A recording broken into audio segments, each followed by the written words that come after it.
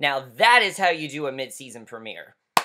Hey guys, Kevin around for Teen Wolf, Season 5, Episode 11, The Last Chimera, and damn guys, I am so happy that this show is back. I mean, it's been August since this show has been on, and I've really missed it, I have to tell you, I have. I mean, definitely, I have been looking forward to the second half of the season. The first half was so strong, and I was a bit worried, I have to say, because of how strong the first half of the season was, I was worried this was going to be a bit of a letdown, and mainly that's because of Season 3. The first half of Season 3 wasn't that strong, that's why the second half was so strong. Typically, that's what happens with Teen Wolf. One half, is stronger than the other half. And that's how most of MTV shows are. Awkward 2 as well, Season 4. First half wasn't strong, second half was strong.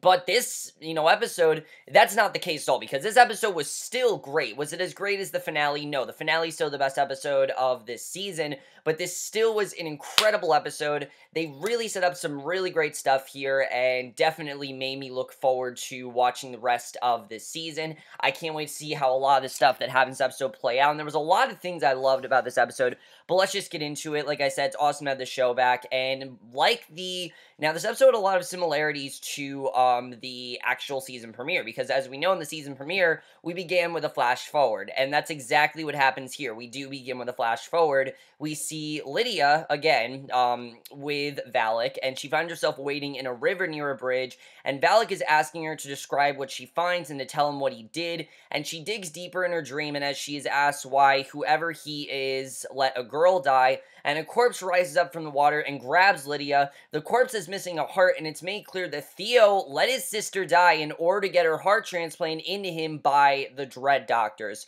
So now we know more about Theo, we know more about what's going on with him, we know how deceitful he is, and you do kind of see, though, that Theo does kind of regret this. Not really, but he was the first step in the direction that the Dread Doctors was going in. And Theo is the so-called perfect Chimera, and it looks like all of this started with him. So basically, to know that the Dread Doctors wouldn't be around without Theo does sound pretty crazy, but I like that we found this out here, because this was something we need to know. We needed to know what is the connection between Theo and the Dread Doctors, because to me, it seemed like the Dread Doctors were commanding Theo all this time. And now we know that Theo really is the creation of the Dread Doctors, and maybe they've taken advantage of him, maybe they're stronger, but this is showing that Theo is the one that created them. I think makes this a lot more compelling and really shows how powerful of a threat Theo really is. I mean, we already knew how powerful he was, but this makes him even more powerful. And right there, Theo's pack of chimeras find Lydia's location.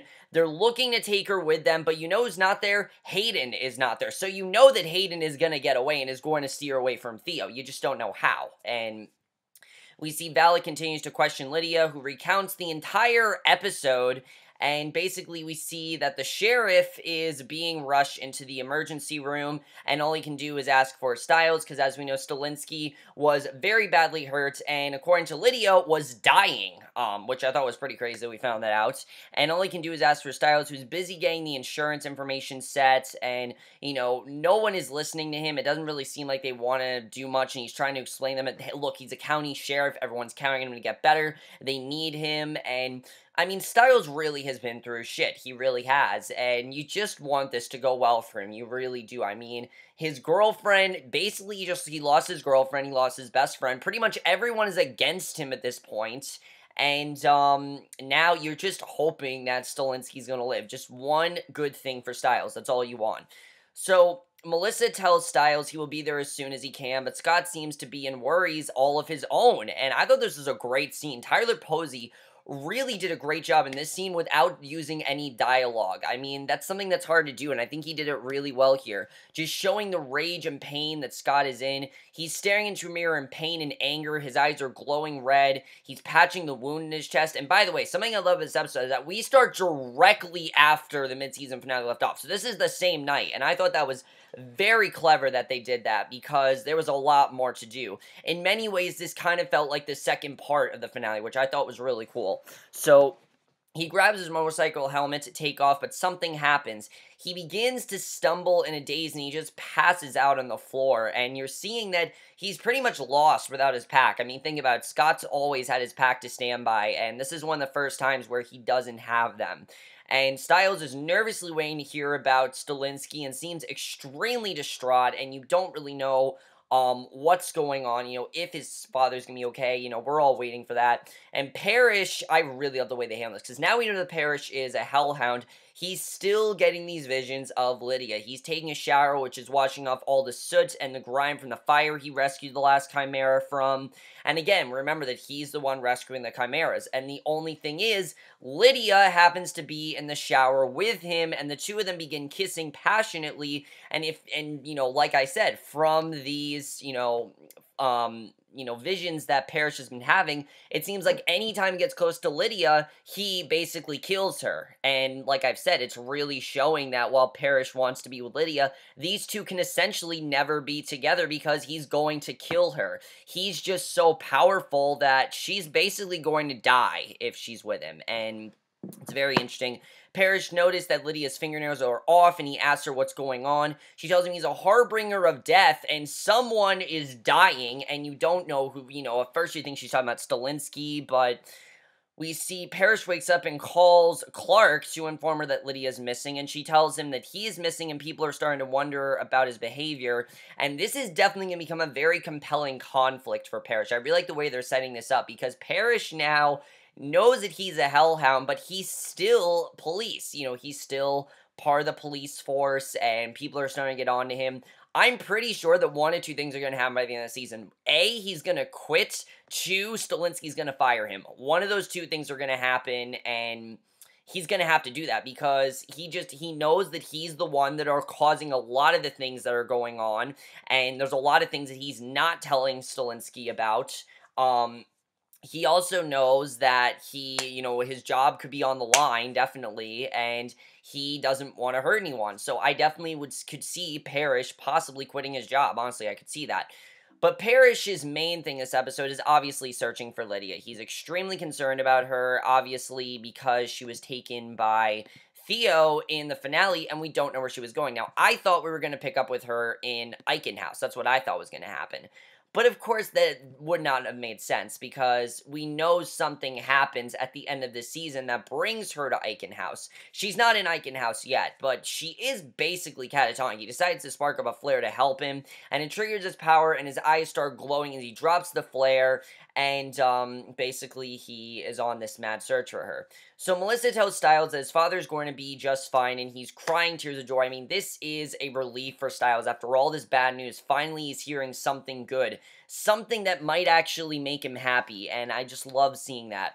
So meanwhile, Scott is laying face down on the floor, but Parrish, of all people, happens to find him, and Parrish said, now I thought it was interesting that Parrish was the one that saved him. It really shows how lost Scott is and like how alone he is. I mean, literally nobody went to find him except Parrish. That's how much no one really cares. I mean, Stiles and him are on a very bad path. Malia and Scott, I can't really tell where they are at this point. I mean, there's a scene they have in this episode.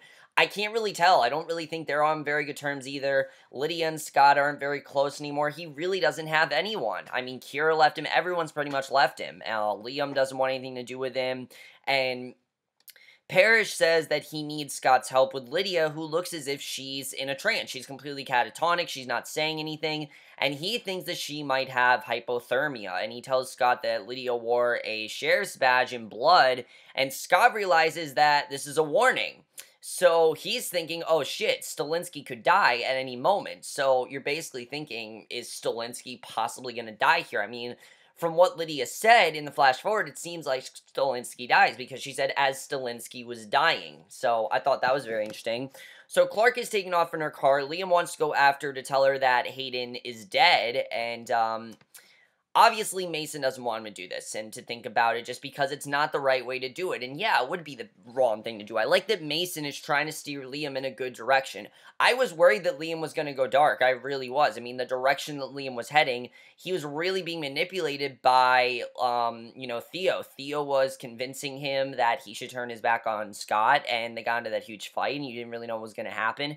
And I like that Mason is trying to help out Liam from making a horrible decision, because, yeah, that's the right thing to do. So Mason's convincing him to stop and think about it, just that it's not the right thing to do. And he says the news won't hurt less coming from him, and that's true. I mean, it's gonna probably hurt more hearing it from an outside source than actually hearing that her sister is dead, which she's not. She's alive now, because Theo brought her back to life. So they both get up to move, but something happens with Liam. He senses Hayden's sense, so he knows that Hayden's alive, and he tells Mason that she's here, and Mason thinks that he is pretty much just going crazy here, that he can't get over her death, and that he's so shaken that he's feeling this. And I like that Liam isn't totally sure that Hayden's alive. Like, he doesn't know if this is real or not. He thinks that he feels her scent, but at the same time, he's kind of believing what Mason is telling him, or Mason's saying that you're just feeling this because she died, and you're not, obviously she's not actually alive. I thought that was really interesting, the way that, Mason was trying to help him out. I definitely love that. I love their bonding here. Probably some of the strongest bonding we've had was in this episode, definitely. So Mason tries to convince him that Hayden's gone, but her image appears in a car window. She turns away, and Liam is left very, very confused. He has no idea what's going on. Keep in mind, he does not know anything that's going on with Theo right now. He doesn't know, he doesn't know anything about what Theo's really doing. He's completely, in the dark about all this, and that's something I really like. I like that no one really knows what Theo is doing, minus Scott. Scott is the only one that knows this is Theo that's doing this, and that I thought was really great. And Lydia, too. Lydia knows this as well. That's probably why and most likely, I think that's why Theo made her catatonic. This way, she can't tell anyone. She can't get anyone on her side to go against Theo. It just makes the best sense for him because his plan can work because there are no outside sources. Nobody can say that this is Theo that's doing this because, Stiles doesn't believe Scott, and we know that his basic mission is to turn everyone against Scott, and that's exactly what he's done. I think his next bit of action is to make everyone think that Scott is crazy. I think that's pretty much what he wants to do, because Scott knows that this is Theo, but he's not going to tell anyone, and I think that was definitely very interesting what we saw here. So Parrish and Scott are then rushing Lydia to the hospital. Scott takes this time to go see how Stillenski's doing, and Stiles is freaking out over Stillenski. And I love the way Stiles and Scott were handled in this episode. We can see that no one can give him an answer to what is happening. We see Stiles, he breaks through the door and attacks Scott. He asks him where he was and has to be pulled off of Scott, and Scott tells him that his dad isn't the only one that got hurt, and we realize that he's not actually attacking Scott. This is what he wants to do in his mind. In his mind, he wants to attack Scott, but he doesn't actually do it. It's just something he's picturing, and I thought that was very well done. They've done that so well this season. The psychological aspect of the season is what's made this season above other seasons, because it's really made us understand the characters more, and this was a great example of that. And basically, we see Stiles breaks through the door, and basically he tells him that his dad isn't the only one that got hurt. And I like that Scott is saying this, because, yeah, there are a lot more people hurt. Liam's hurt, he's hurt, and just the way this was handled, Scott and Stiles basically having to move past the fact that they aren't friends anymore, I thought was very well handled. I mean, I was convinced that we were going to see Scott and Stiles alone, but seeing them together but not friends is showing how even more alone they are. I mean, they've always had each other's back. This is the first time that they're, doing something together while not actually being friends. And I thought that was very strong. I really love seeing that, and they really handled that very well here.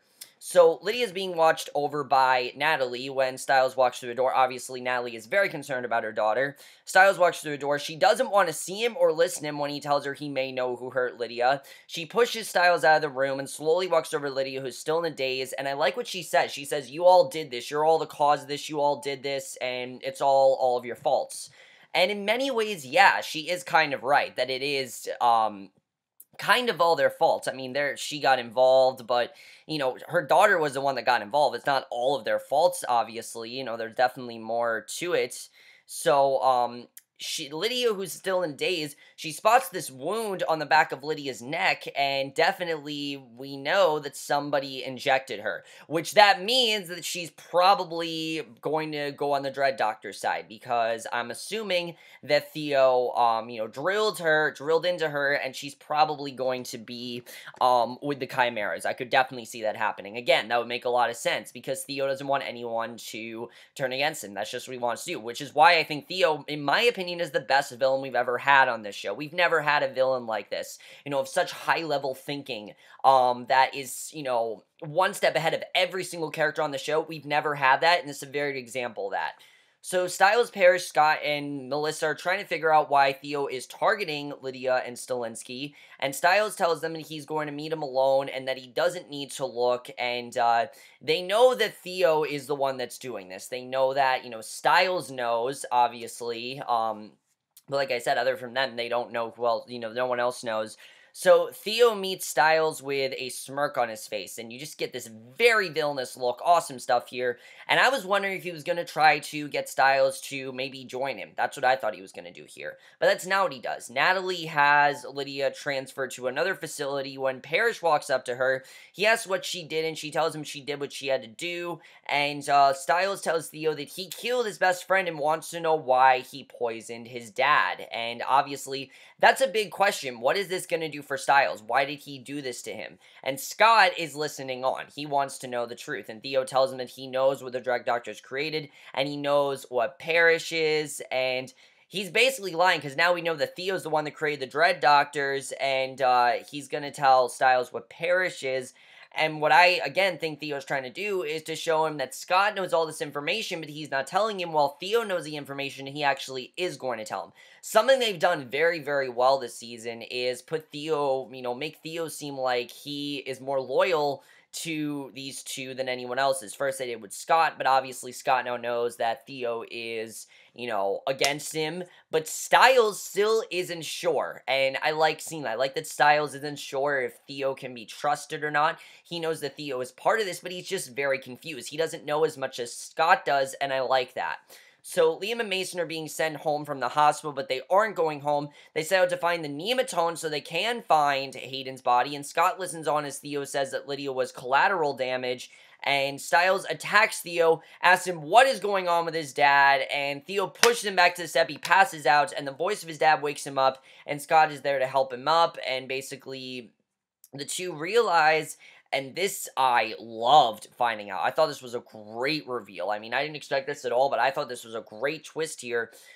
Stillenski was not attacked by Theo. It was indeed another Chimera that he was attacked by. It was not Theo that did it, and I like seeing this. It's showing that while Theo has the upper hand, he's basically going to have all of his chimeras do the dirty work, which is very smart of him, obviously. And again, they don't know about this chimera army, so they don't know if this is connected to Theo, which is something that I love. They don't know about the chimera army yet. So Stiles is ready to leave and denies Scott's help, and Stiles tells Scott that he doesn't know the whole story, but Scott says all that matters is his dad, and that together they have survived worst. And that's true. I like what Scott says, that, we've been through assassins, we've been through, the whole, they've been through Deucalion, they've been through, what the hell do you call it? The thing that Stiles went through. I can't even remember right now. The Nagitsune, they've been through those things. And if they can be through that, they can get through the Dread Doctors. But I'm not necessarily sure, because the Dread Doctors and Theo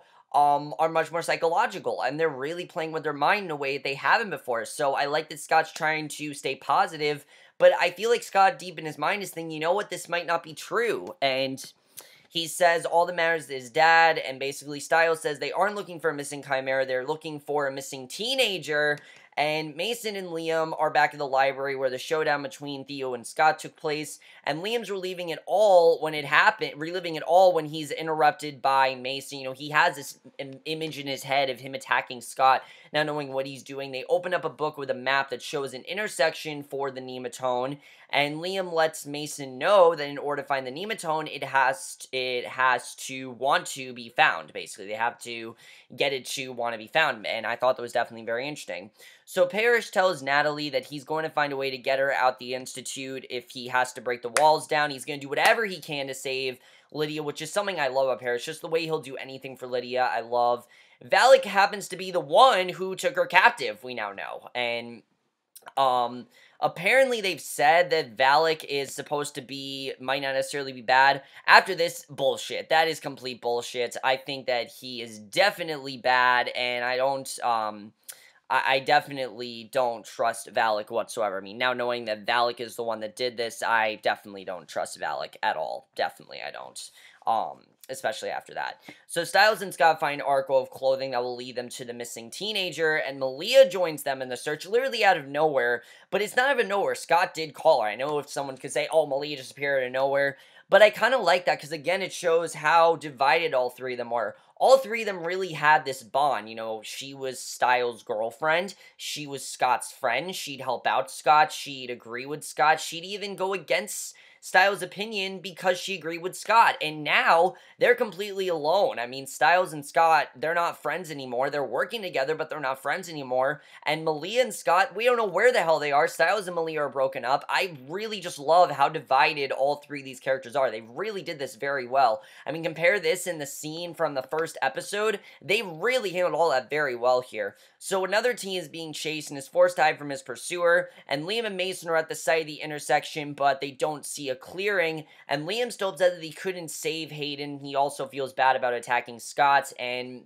I like this scene with Liam. You know, Liam breaking down, realizing that a lot of this wasn't necessarily his fault, but he really feels like it is to Liam. You know, like I've said this season, he kind of feels like everything is his fault. And Mason tells him it was about losing Hayden, the fear, the anger, and the fact that Theo took advantage of him during the supermoon, and to not let Theo take advantage of him. You know, he let Theo take advantage of him, and he's not going to do that. And just then the conversation stops, and Mason says that it could take a supernatural creature to find the Nemeton, and he tells Liam that he was looking with his human eyes, and when he looks with his wolf eyes, he finds the Nemeton. And there were also a few chimeras laying at the base of it, and Malia and Scott are at the site where the team was running from his pursuer, and Scott's trying to talk to Malia about what has been going on with her, but she tells him not to ask her to talk. And that, again, was a very good scene, just showing how divided these two are. She doesn't even want to talk to him right now. She suddenly gets a scent of the teen, and the three move on forward. You know, they can't even talk about their personal lives. That's how divided they are. They're simply focused on the mission. That's what matters to them, is nothing else. They don't have anything to talk about. So the doctors, including Melissa, has no idea what's going on with Stillenski. She instructs them to keep him alive for as long as they can. Mason and Liam are trying to find out if Hayden's alive when the unit police, accompanied by Hayden, arrives, which now they know that she's alive. And she tells the police that this is the location where she found all the bodies. And Liam has the look of utter shock on his face, and you know that this is clearly the plan of Theo, because Hayden's working with Theo. And this was very well handled. I like the way this was done. Just Liam seeing her, but him not actually meeting up with her. I like that they didn't do that. I thought that, you know, from the previews, it seemed like these two were going to get back together instantly, but no, it's going to take some time. Maybe the next episode they'll be back together, which I wouldn't be surprised by, but considering how fast moving Teen Wolf usually is, something I've been very impressed by this entire season has been the slow pacing, and this was a very good example of that. So while Scott, Stiles, and Malia are trying to figure out where they still need to look, he passes out once more, and I loved this scene here. We see Stiles, he's passing out, and he sees this memory of him and his dad at this funeral, and it brings him, you know, he's recalling this memory of him and his dad at this funeral, and his dad told him that he will always be there for him, and it brings him back, and it's a great scene just showing that his dad will always be kind of like his anchor. Even though Stiles isn't something, you know how Scott has an anchor, this is definitely Stiles' anchor, and Malia grabs the teen, holds him down, but he begs her to let him go. He tells her that they are coming, and by they, he means the Dread Doctors, and it's clear that the Dread Doctors are manipulating him, and that he's probably going to end up like Donovan, definitely. So the teen tries to run, Stiles stops him and questions about the attack on Stillenski, and Scott tells Stiles to take the boy with him and figures out a way to help his dad. And I like that Theo's trying to make a bigger army, honestly. He's trying to make a bigger army, bigger than Scott's pack, because he knows that eventually he's going to have to fight Scott. He knows that. And Malia and Scott are about to come under attack by the Dread Doctors when Chris returns, who is the other person that Scott called. So awesome to see Chris Sargent back. He saves him with a few shots toward the Dread Doctors. Stiles and the team reach a point where they can't go further. However, the team uses his Chimera powers and is able to break through the gate to help him escape. And Melissa reveals that Stillenski is being poisoned by a piece of bone marrow, and the doctors begin operating to save him. At the end of the episode, Scott, Malia, and Chris walk into the hospital to greet his mom.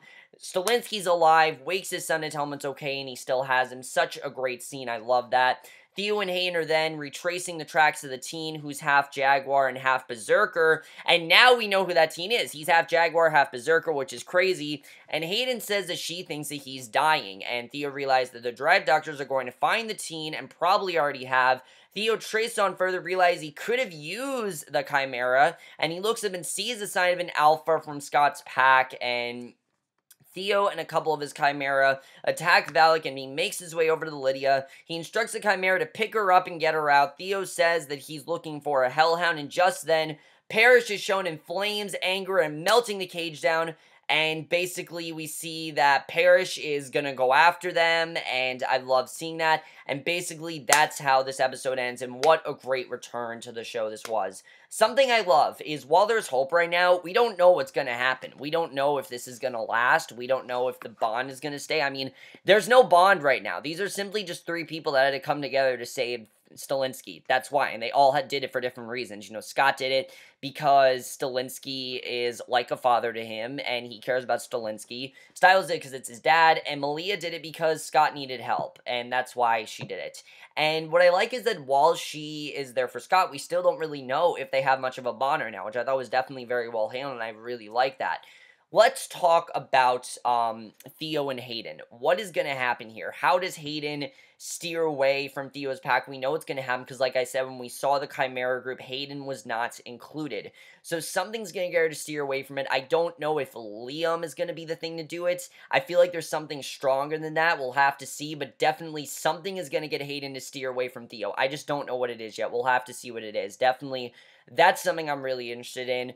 I like that Sheriff Stillenski is alive. Scott and Stiles, will they ever get back the bond they have? I'm not really sure. I don't know if they ever will. We'll have to see what happens there. That definitely is going to be very interesting.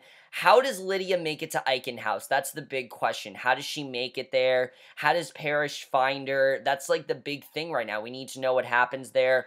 Theo clearly knows that Scott and his pack are coming for him, because now they have that sign showing that Scott and his pack will be back. I like that we're getting hope, but we're not sure if the pack is going to be the same. It does seem Kira's returning, because I'm pretty sure I saw a scene in the Super Tease where they have sex. I'm pretty sure I saw that, but I'm not sure.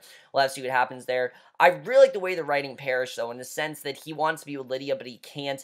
Definitely very interesting. I'm definitely interested in seeing where that's going to go. That's something that they're really handling very well. I'm looking forward to that, definitely. Let's talk about this Chimera that died. What is this going to do? I mean, Theo clearly wants to create more of an army, so we'll see what happens there. Does Stiles believe everything that Scott is saying about Theo? I'm not really sure. I feel like there's some things that Scott agrees upon that Stiles just doesn't, and I like seeing that. Stiles and Malia, what's going to happen with them? Clearly, they don't want to talk about what's happening between them, and they need to. They need to discuss what's going on there. That definitely is going to be interesting. I'm looking forward to seeing what's happening there. If I had to have one complaint in this episode, one quick thing, is that I don't think we should have had Lydia say, and the sheriff was dying, basically making us think that the sheriff was going to die, and then he didn't. I thought there was way too much of a cop-out. I definitely will say that. I understand we need to keep Stillenski alive. Remove that line of dialogue. This episode is amazing. Other than that line of dialogue, I thought this episode was very solid. I really love this episode. Great premiere. It's so great to have this show back. I can't wait to see what happens in next week's episode. But overall, guys, let me know what you guys saw this episode. I absolutely loved every minute of it. Great episode from a great season. I will definitely, and let me know what you guys thought of this episode, and we'll see you guys in my next video, which will be, and also, like I said, Theo and Hayden, it looks like they are going to find, that teen. We're going to have to see what they do with him.